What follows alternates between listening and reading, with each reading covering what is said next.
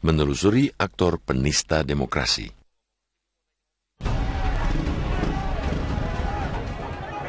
Langkah sigap penegak hukum dalam menindak para pengganggu kampanye Pilkada DKI Jakarta patut mendapatkan acungan jempol. Polisi telah membuktikan profesionalitasnya. Hak konstitusional pasangan calon pun telah ditegakkan. Tidak sampai 2 minggu sejak pelaporan ke Badan Pengawas Pemilu DKI Jakarta, penegak hukum mendapatkan tersangkanya.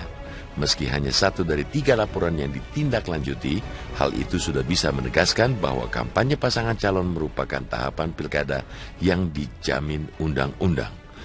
Ketika ada pihak yang menabrak undang-undang, tindakan itu juga mempresentasikan perlawanan terhadap hukum. Pasal 187 ayat 4 Undang-Undang Nomor 10 Tahun 2016 menyatakan, setiap orang yang dengan sengaja mengacaukan, menghalangi, atau mengganggu jalannya kampanye ialah pelaku pidana. Penghadangan kampanye pertama-tama jelas merugikan kandidat. Kandidat tidak dapat menyampaikan gagasan atau program mereka. Padahal, seringkali dikatakan pilkada semestinya menjadi arena pertarungan gagasan dan program. Penghadangan kampanye jelas pula merugikan masyarakat. Masyarakat tidak mendapatkan informasi tentang program kandidat. Padahal, seringkali dikatakan rakyat semestinya memilih kandidat karena gagasan dan program kerja mereka. Oleh karena itu, tidak berlebihan bila kita menyebut pelaku penghadangan kampanye kandidat ialah penista demokrasi. Sebenarnya bukan cuma Jarod yang dihalang-halangi. Pasangan Jarod, kandidat Gubernur DKI Basuki Cahayapurnama, malah mendapatkan intimidasi dan keselamatannya pun terancam, sehingga harus dilarikan dengan angkutan kota oleh petugas keamanan.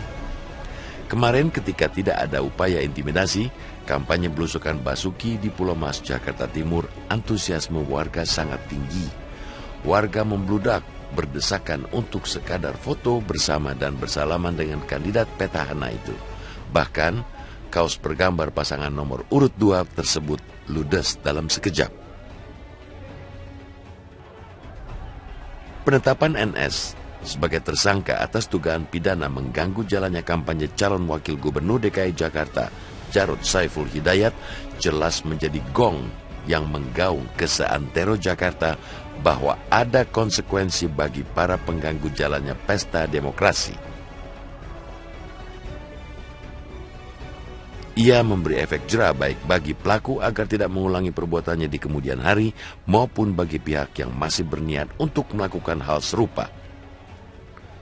Tindakan tegas aparat juga mencegah perbuatan serupa menular ke daerah lain yang juga menyelenggarakan pilkada. Seringkali dikatakan pilkada DKI merupakan barometer bagi pilkada di daerah lain. Kedepan, publik jelas menginginkan proses pilkada yang berjalan adil dan seimbang bagi setiap calon.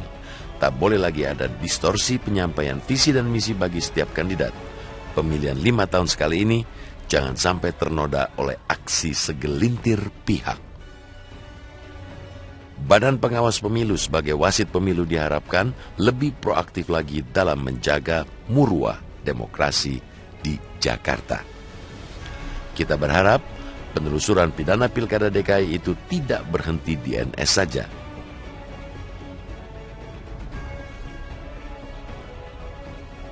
Kita, juga tim kampanye pasangan Basuki Jarod, menduga penolakan-penolakan terhadap pasangan tersebut patut diduga terkoordinasi dengan rapi.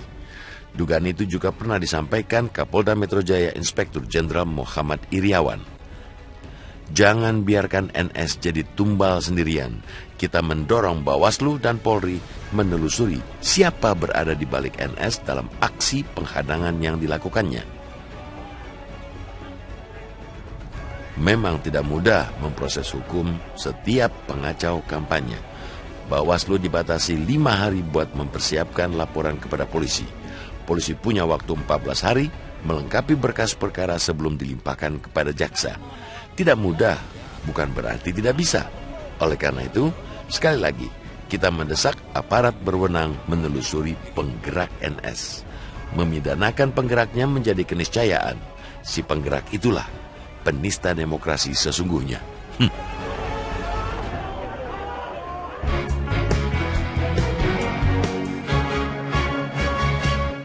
pemirsa, bagaimanakah sebetulnya proses hukum bagi pelaku penghinaan terhadap kepala negara? Benarkah proses hukum terhadap pelaku merupakan bentuk pemasungan demokrasi?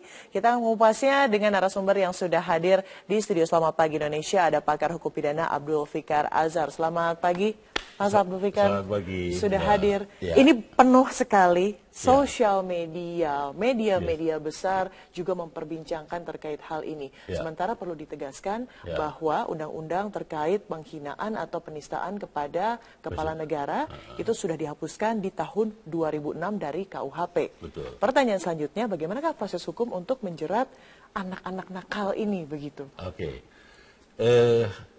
Ada 3 subjek hukum yang dilindungi dari pencemaran menurut KUHP ya sebelum ada putusan Mahkamah Konstitusi, yaitu presiden, pejabat publik, dan orang per orang.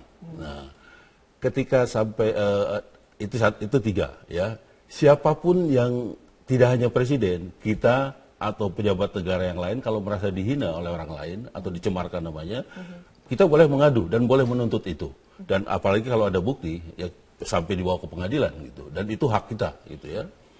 Nah, tapi kemudian seperti Mbak katakan tadi, pada tahun 2006 ya ada judicial review terhadap pasal 134, 136 bis dan 137, pasal-pasal yang khusus penghinaan terhadap presiden itu dihapus oleh Mahkamah Konstitusi.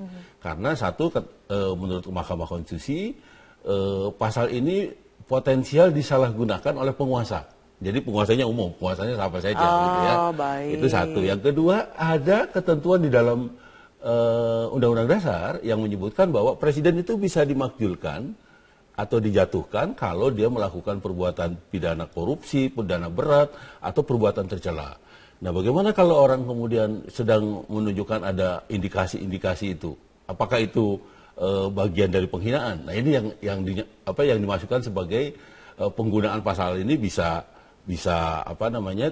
accessible gitu, bisa banyak aksesnya gitu. Bahkan orang cuma berdiskusi nanti bisa dilaporkan juga sebagai menghina gitu. Jadi karena intinya itu, menutup celah untuk tidak dimanfaatkan dalam tanda kutip pada penguasa yang pada saat itu sedang bertugas begitu. Ya, tapi baik presiden atau pejabat publik lainnya kalau merasa dihina bisa menggunakan pasal 310. Yang artinya, yang isinya? Yang isinya, ya penghinaan dan pencemaran. Terhadap orang per orang berarti? Kedudukan presiden dan kedudukan pejabat publik itu sama dengan orang per orang. Gitu. Itu satu. Yang kedua, pada tahun 2015 ada juga putusan Mahkamah Konstitusi yang menyebutkan bahwa kalau dulu penghinaan pejabat publik itu sebagai delik biasa. Delik biasa itu artinya gini, tidak perlu diadukan, ada orang lain yang mengadukan atau petugas yang merasa ini ada penghinaan terhadap pejabat gitu ya, dia bisa langsung memproses gitu. Tapi sejak tahun 2015 itu Mahkamah Konstitusi bilang begini, ada pergeseran ya dari perbuatan hukum publik yang bersifat privat ke hukum publik. Artinya penghinaan itu sebenarnya privat. Orang ke orang kan sebenarnya gitu ya, tapi kemudian dipublikkan, artinya pejabat-pejabat publik yang sedang menjabat gitu, dia nggak perlu lapor, diberikan kemudahan untuk tidak perlu melapor, perkaranya bisa tetap jalan gitu, walaupun orang yang melaporkan. Tetapi karena perkembangan reformasi dan perkembangan demokrasi menurut ini, dan perkembangan teknologi, laporan itu bisa pakai email, bisa pakai SMS. Betul. Kita lihat ini beberapa kasus penghinaan presiden begitu ya di layar kaca. Ada 4 kasus penghinaan yang terhadap presiden sudah pernah diproses hukum dan kebanyakan dari mereka ini terjerat undang-undang ITE karena memang melakukannya via sosial media. Tapi katakanlah seperti ini, kalau kita melihat contoh kasus sekarang, presidennya sendiri begitu santai, begitu merespon ya sudah biasa saja, bahwa beliau mengatakan tidak ada pelarangan atau tidak ada katakanlah sakit hati dari saya karena memang ya sudah itu merupakan hak semua warga. Tapi terkait undang-undang, apalagi kalau kita berbicara tentang mengenai media sosial, ada undang-undang ITE di sana. Mangga silahkan diproseslah dengan hukum karena undang-undangnya sudah ada. Betul. Kalau itu penghinaan melalui ITE, ancaman hukumannya pun lain. Kalau di KUHP cuma 9 bulan, kalau di ITE itu kemarin sebelum dirubah masih 6 tahun. Karena itu orang yang melanggar pencemaran melalui ATE itu langsung ditahan. Nah, sekarang Pak Abdul Fikar kasusnya begini, sudah melalui sosial media, tiba-tiba dalam sebuah video ada buktinya nih dari para relawan, begitu kan, video dengan katakanlah menyebut fitnah, menyebut kata-kata yang memang tidak pantas, menyebut istilah-istilah binatang, begitu kan, itu juga bisa sebagai bukti. Betul. Itu bisa jadi bukti.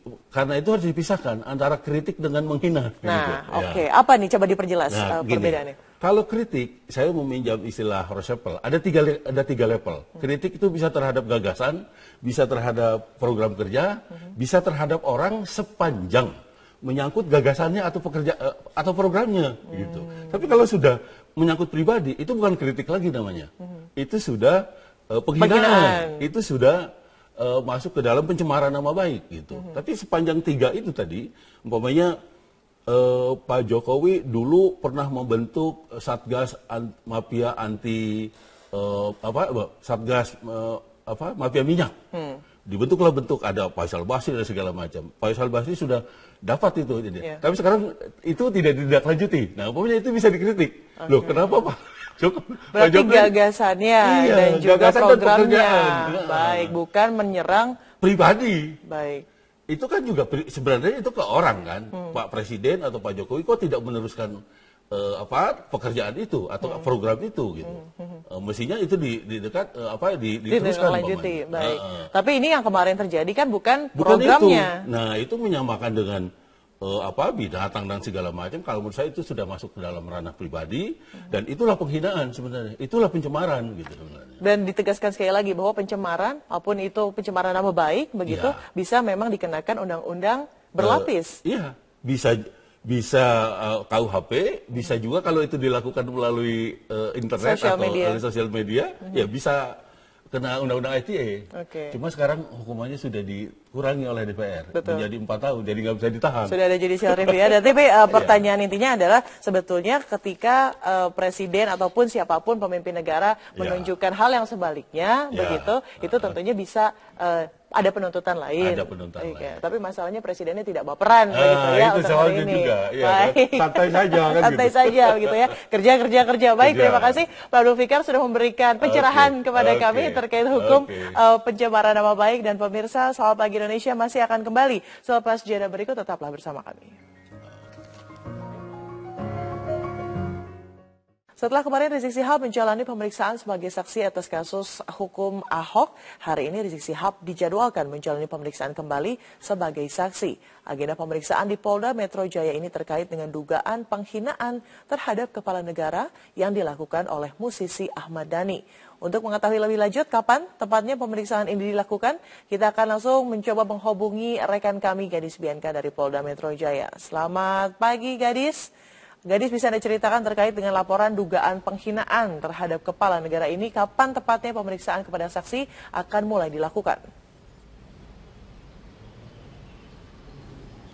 Ya, selamat pagi Widya. Hari ini pimpinan Front Pembela Islam atau FPI, Rizik Syihab juga kembali akan dijadwalkan untuk menjalani pemeriksaan di Polda Metro Jaya sekitar pukul 10 waktu Indonesia Barat nanti. Rizik Syihab kembali diperiksa kali ini atas kasus dugaan penghinaan penguasa negara atau simbol negara, yakni Presiden Joko Widodo, yang dilakukan oleh musisi sekaligus juga calon Bupati Bekasi Ahmad Dhani yang dilakukannya pada unjuk rasa 4 November 2016 lalu. Rizik Syihab ini menjalani pemeriksaan pertama terkait dengan kasus tersebut, dan kasus tersebut bermula dari laporan yang dilakukan oleh kelompok relawan pro Jokowi atau juga Projo dan Laskar Relawan Jokowi atau LRJ yang dimasukkan ke Polda Metro Jaya pada tanggal 7 November 2016 lalu. Berdasarkan laporan tersebut, Polda Metro Jaya menyangkakan pasal 207 KUHP terhadap Ahmad Dhani terkait dengan atau tentang penghinaan terhadap penguasa, dan kasus ini memang adalah delik pengaduan sehingga perlu konfirmasi atau persetujuan dari korban yakni presiden. Sementara itu keesokan harinya pada 8 November 2016 Presiden langsung menginstruksikan untuk mengusut berkaitan dengan penghasutan kebencian, apalagi hal-hal yang berkaitan dengan penghinaan kepada simbol negara. Dan untuk sementara ini polisi telah mengumpulkan bukti-bukti termasuk juga dengan video asli dan transkrip orasi Ahmad Dhani yang dilangsungkannya pada 4 November 2016 lalu. Widya. Baik, Gadis, siapa sajakah yang akan hadir dalam pemeriksaan pagi hari ini? Selain Rizik Syihab, Polda Metro Jaya juga memanggil 7 saksi lainnya. Dari keterangan Humas Polda Metro Jaya 2 hari lalu, 8 saksi total yang akan dipanggil hari ini ialah mereka yang turut hadir bersama dengan Ahmad Dhani saat unjuk rasa 4 November 2016 lalu. Dan selain itu, selain pimpinan dari FPI, Rizik Syihab, nanti juga ada pimpinan FPI atas nama Munarman maksud kami yang juga akan dipanggil. Dan dari laporan yang telah dimasukkan dan diproses penyelidikan di Polda Metro Jaya, ini ialah pemeriksaan pertama dan mereka nanti akan diminta untuk menemui penyidik dari Subdirektorat Keamanan Negara, Direktorat Reserse Kriminal Umum Polda Metro Jaya untuk menjalani pemeriksaan. Dan kita masih akan menunggu apakah nanti Rizik Syihab dan pimpinan FPI lainnya Munarman akan hadir memenuhi panggilan dari Polda Metro Jaya, karena dari keterangan Rizik Syihab kemarin saat juga menjalani pemeriksaan bahwa ia tidak akan hadir pada pemeriksaan hari ini karena menganggap laporan terhadap Ahmad Dhani ini tidak jelas begitu, dan ia meragukan pelaporan Ahmad Dhani terkait dengan dugaan kasus penghinaan terhadap Presiden. Kita akan tunggu, Widya, bagaimana keberlanjutan pemeriksaan hari ini. Untuk sementara demikian dari Polda Metro Jaya, kembali ke Anda di studio. Baik, terima kasih rekan Gadis Bianca, selamat kembali bertugas. Belasan ribu warga di Jember, Jawa Timur mengikuti doa bersama dan zikir akbar untuk keutuhan bangsa. Peserta zikir akbar tidak hanya dari Jember, namun juga dari berbagai daerah di sekitarnya. Sedikitnya 15.000 warga mengikuti doa bersama dan zikir akbar yang digelar di alun-alun kota Jember, Jawa Timur. Zikir akbar ini juga dihadiri para ulama, aparat TNI dan Polri, serta aparatur daerah di Jember, dan bersama ulama, aparat TNI, Polri, juga aparatur daerah. Para peserta zikir tidak hanya dari Jember, namun juga dari sejumlah daerah di sekitarnya seperti Banyuwangi, Bondowoso, Lumajang, Situbondo, dan Probolinggo. Zikir akbar ini digelar sebagai upaya permohonan kepada Sang Pencipta agar terhindar dari bencana, terorisme, juga perpecahan antar suku maupun golongan.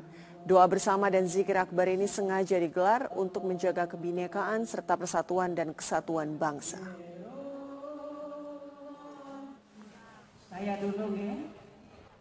Boleh ada, Bu? Harapannya supaya Indonesia ini bisa tetap damai, bisa tetap gemah ripah lojinawi seperti keinginan orang-orang tua kita, seperti harapan orang tua kita, pejuang kita yang terdahulu. Beliau selalu konsisten untuk berdoa demi kemaslahatan Indonesia, untuk kesatuan NKRI, untuk keselamatan TNI, Polri, Banser, Pagar Nusa, dan semua penduduk Indonesia.